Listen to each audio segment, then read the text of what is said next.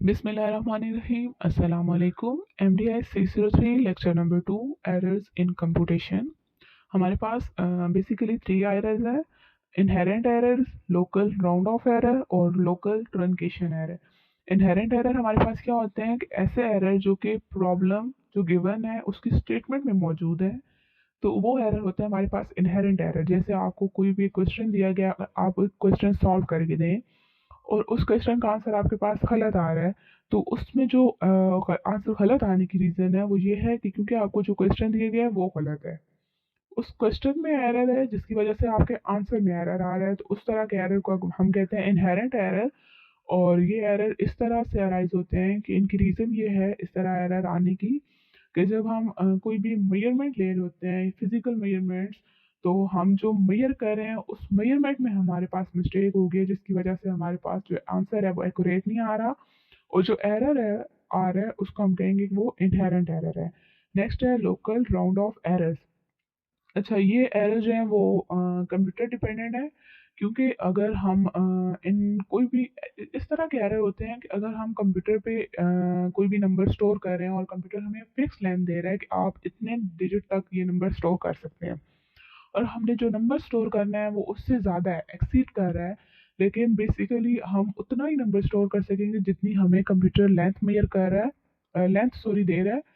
तो उस तरह के एरर को हम कहेंगे कि वो हमारे पास लोकल राउंड ऑफ एरर है, जो कि सिस्टम बेस्ड होते हैं, जिसमें हमें एक फिक्स में फिक्स लेंथ दी जाती है कि आप इस लेंथ तक स्टोर करें, आप उसमें उतना नंबर स्टोर कर सकते हैं जितनी लेंथ गिवन है, और जो आपके पास नंबर बच जाएगा तो बेसिकली वो हमारे पास एरर ही होगा, तो वो हम कह देंगे लोकल राउंड ऑफ एरर। इसी पैराग्राफ में उन्होंने सिंपली एरर को डिफाइन किया है एक फार्मूले से।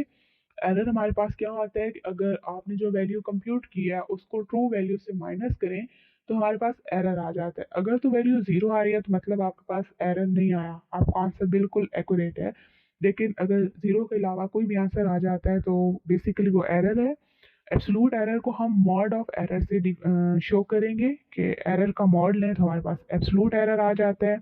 इसी तरह रिलेटिव एरर अगर आपको कहा जाए कि फाइंड करना है, तो यहाँ पे रिलेटिव एरर का फार्मूला है कि absolute error divided by absolute true value.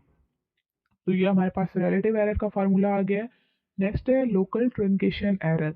अच्छा, ये एरर ऐसे होते हैं कि अगर आपको कोई भी एक सीरीज दी गई है कि आप इस सीरीज को एक्सपेंड करें, यानी हमारे पास एक सीरीज वाला आपको एक प्रॉब्लम दिया गया है और उन्होंने कहा है कि एक्सपेंड करें, या किसी भी तरह का इस तरह क्वेश्चन है कि आपने उसको एक्सपेंड करके सॉल्व करना है, लेकिन आपको ये नहीं बताया गया कि आपने कितना एक्सपेंड करना है।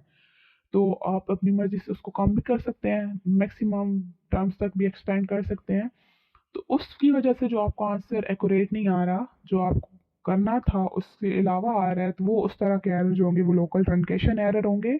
यानी इन्होंने जैसे कॉज एक्स को नेक्स्ट पेज पे एग्जांपल दिया है कि कॉज एक्स को एक्सपेंड करें और हमारे पास जो आंसर आना चाहिए वो 5 सिग्निफिकेंट डिजिट तक आना चाहिए। लेकिन द क्वेश्चन इज कि आपको ये चीज़ नहीं पता कि आप कॉज एक्स की सीरीज को कितना एक्सपेंड करें कि आपके पास जो है वो 5 सिग्निफिकेंट डिजिट आंसर आए।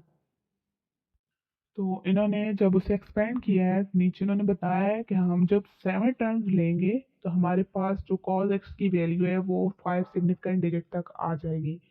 यानी इसमें आपको ये नहीं पता था कि आप उसको कॉज एक्स की सीरीज को कितना एक्सपेंड करेंगे तो आपके पास 5 सिग्निफिकेंट डिजिट आएगा।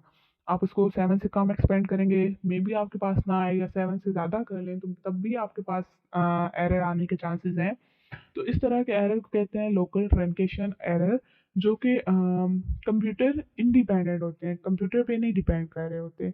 तो लेक्चर आपको समझ आ गई हो तो प्लीज़ लाइक कीजिएगा और सब्सक्राइब भी कर दीजिएगा, एंड प्लीज़ शेयर भी कर दीजिएगा। बहुत शुक्रिया। अल्लाह हाफिज़।